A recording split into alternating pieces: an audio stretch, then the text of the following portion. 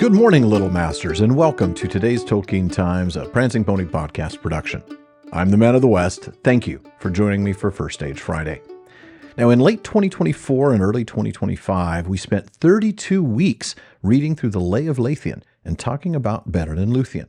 And now we're still in the middle of 14 weeks reading through the tragic tale of Tuor and Turambar. Those are two of the great tales from the First Age. So today, for First Age Friday, we're going to start our foray into the third of the great tales of the First Age, the story of Tuor and His Coming to Gondolin. I'll be reading from the Unfinished Tales version of the story. It's a long one, and I expect this to take all of Series 11 and 12 for First Stage Fridays. Of Tuor and His Coming to Gondolin. Rhiann, wife of Huor, dwelt with the people of the house of Hador. But when rumor came to Dorlomin of the Nirnaeth Arnoediad, and yet she could hear no news of her lord, she became distraught and wandered forth into the wild alone. There she would have perished, but the grey elves came to her aid, for there was a dwelling of this people in the mountains westward of Lake Mithrim, and thither they led her, and she was there delivered of a son before the end of the year of lamentation. And Rhiann said to the elves, "Let him be called Tuor, for that name his father chose ere war came between us, and I beg of you to foster him, and to keep him hidden in your care. For I forebode that great good, for elves and men, shall come from him. But I must go in search of Huor my lord."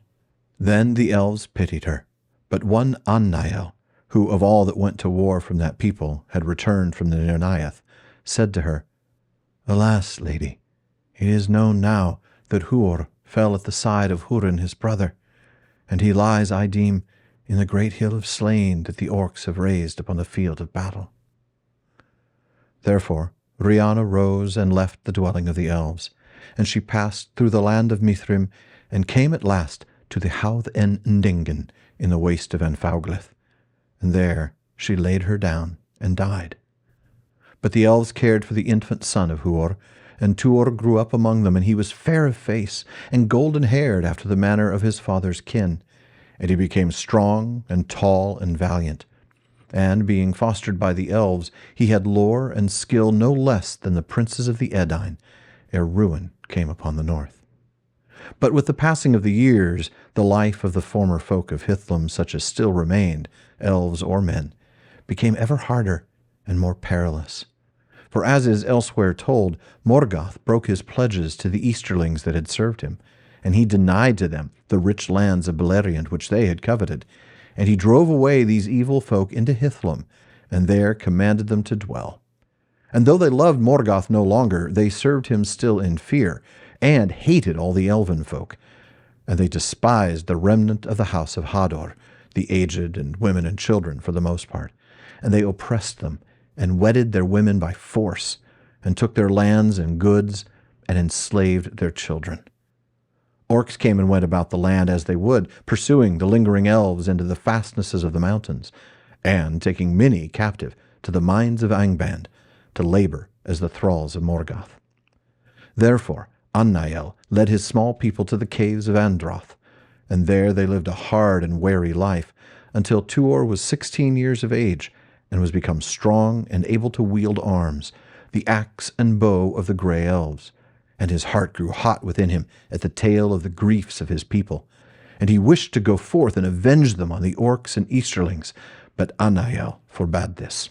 "Far hence, I deem, your doom lies, Tuor, son of Huor," he said, "and this land shall not be freed from the shadow of Morgoth until Thangordrim itself be overthrown. Therefore we are resolved at last to forsake it, and to depart into the south, and with us you shall go." "But how shall we escape the net of our enemies?" said Tuor, "for the marching of so many together will surely be marked." "We shall not march through the land openly," said Annael, "and if our fortune is good, we shall come to the secret way which we call Annon in Gelith, the gate of the Noldor, for it was made by the skill of that people long ago in the days of Turgon." At that name Tuor was stirred, though he knew not why, and he questioned Annael concerning Turgon. "He is a son of Fingolfin," said Annael, "and is now accounted high king of the Noldor since the fall of Fingon. For he lives yet, most feared of the foes of Morgoth, and he escaped from the ruin of the Nirnaeth, when Hurin of Dorlomin and Huor your father held the passes of Sirion behind him. Then I will go and seek Turgon, said Tuor, for surely he will lend me aid for my father's sake. That you cannot, said Annael, for his stronghold is hidden from the eyes of elves and men, and we know not where it stands. Of the Noldor some, maybe, know the way thither, but they will speak of it to none. Yet if you would have speech with them, then come with me as I bid you, for in the far havens of the south you may meet with wanderers from the hidden kingdom. Thus it came to pass that the elves forsook the caves of Androth, and Tuor went with them. But their enemies kept watch upon their dwellings, and were soon aware of their march, and they had not gone far from the hills into the plain before they were assailed by a great force of orcs and easterlings. And they were scattered far and wide, fleeing into the gathering night. But Tuor's heart was kindled with the fire of battle, and he would not flee. But boy as he was, he wielded the axe as his father before him, and for long he stood his ground and slew many that assailed him. But at the last he was overwhelmed and taken captive, and led before Lorgan the Easterling.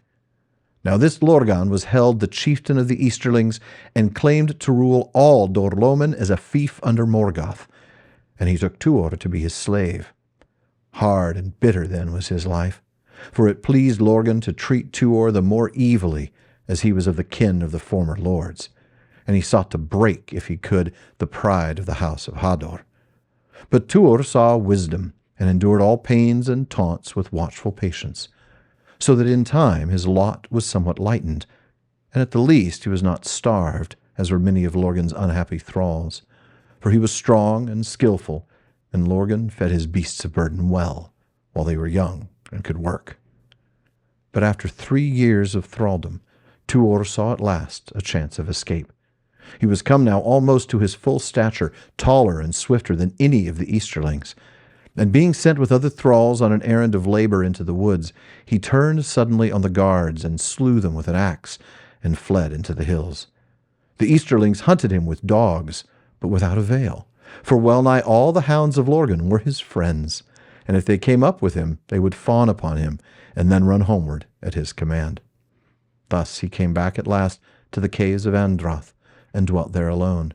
And for 4 years he was an outlaw in the land of his fathers, grim and solitary, and his name was feared, for he went often abroad and slew many of the Easterlings that he came upon.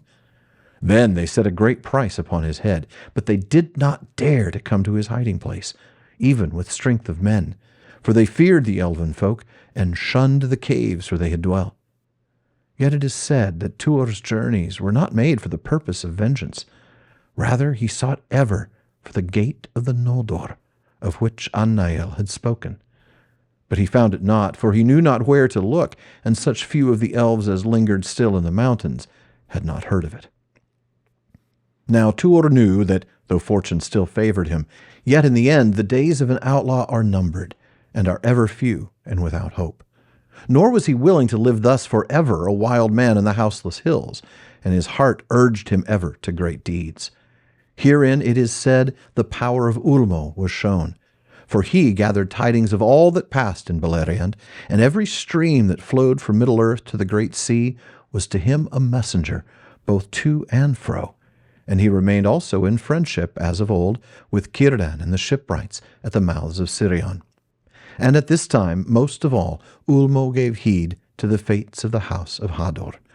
For in his deep counsels he purposed that they should play great part in his designs for the succor of the exiles. And he knew well of the plight of Tuor, for Annael and many of his folk had indeed escaped from Dorlomin, and come at last to Círdan in the far south. So we're given a brief but tragic backstory to Turin's birth and early years. His father died before he was born, slain when he and Hurin stood to protect Turgon's retreat. And I'm going to read that. Then all the hosts of Angband swarmed against them, and they bridged the stream with their dead, and encircled the remnant of Hithlum as a gathering tide about a rock. There, as the sun westered on the 6th day, and the shadow of Ered Wethrin grew dark, Huor fell pierced with a venomed arrow in his eye, and all the valiant men of Hador were slain about him in a heap, and the orcs hewed their heads and piled them as a mound of gold in the sunset. And so now his mother lays her own life down from grief at the loss of her husband.